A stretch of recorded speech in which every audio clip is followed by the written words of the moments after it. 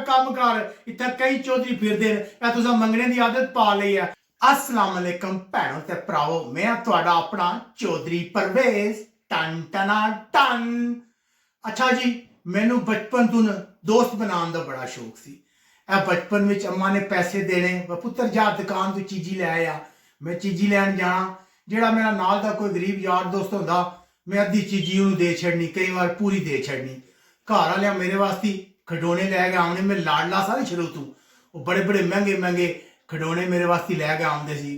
कोई मेरा यार दोस्त गरीब होंदा, मैं खिडौने उन्होंने दे छड़ने, घर वाले कहना ओ चौधरी तू भी निरा सिद्धा ही है, और अपनी चीज़ भी बंदा किसी को देंदा है। और मैं क्या कोई गल नहीं, मेरा यार दोस्त है, किसी की मदद करनी चाहिए।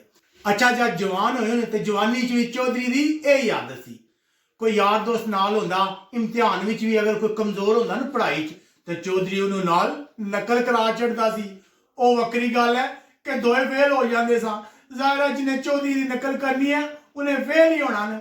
कई बार मास्टरों को मैनू मार भी पई कि तू नकल ना लवाया कर, पर चौधरी ने अपनी आदत नहीं बदली। चौधरी ने क्या नहीं, और यार दोस्त बड़ी चीज़ होंगे, यारा बगैर दुनिया किस चीज़ दी है।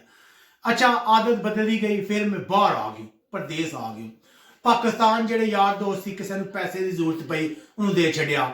जिस वेला पता लगा परदेस में कोई यार दोस्त आया, उन्होंने बुलाया अपने कोल, डेरे ते रखिया, उसका खर्चा कराया दिता।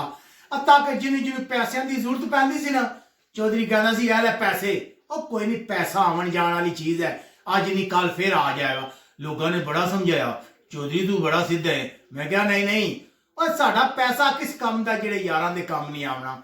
अच्छा जी ये सिलसिला चलता रहा। चौधरी ने इत्थे मेहनत की, 8-8 घंटे काम किया, 16-16 घंटे काम किया, टैक्सी चलाई, पैसा कमाया तो यारां दोस्तां ते खर्च कर दिता। हुण तुहानूं पता तो है कि कहंदे ने कि वक्त बदलियों देर नहीं लगती। हालात बदली होने लग पे, काम काज घट गए, सेहत ने इजाजत ना दी, गुरबत आना शुरू हो गई। किसी मैनू कहा कि यारां को मंग, और मैं क्या नहीं नहीं, वो यार मंगया तो केड़ा किसी ना करना, बल्कि मैं कहना सा चौधरी कदे हुण पैसे मंगण निकलिया ना तो ढेर लग जान, वो 500 भी कोई दिया तो इत्थे तो नोटां दा खजाना आ जाएगा। अच्छा जी एक दिन फिर चौधरी बड़ा मजबूर हो गया। हुण चौधरी का मजाक ना डे, ते चौधरी तुहानूं अपने दिल की गल दस्सण लगा है। एक दिन चौधरी ने पैसों की जरूरत पै गई। चौधरी ने एक यार ने फोन मारिया, क्या कि यार मैंने पैसों की जरूरत। उन्हें क्या कि चौधरी के मजाक करते हैं, तेनों पैसों की क्या जरूरत। मैं क्या नहीं नहीं यार जरूरत है। उन्हें क्या चौधरी यारी दोस्ती तो अपनी जगह है ना, पर साढ़े को फिलहाल पैसे कोई नहीं, बाद ही देंगे। दूसरे दोस्त ने फोन मारिया, क्या हो सकता बेचारा मजबूर हुआ।